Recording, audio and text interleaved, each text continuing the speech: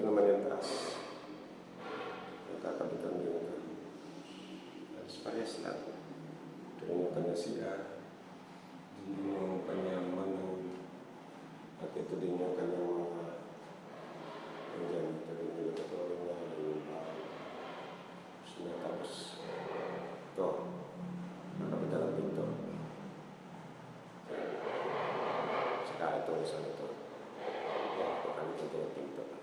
Pero puro PVC panel din yung ginamit. Ito yung flat lang siya, walang tambol. Wala siyang tambol.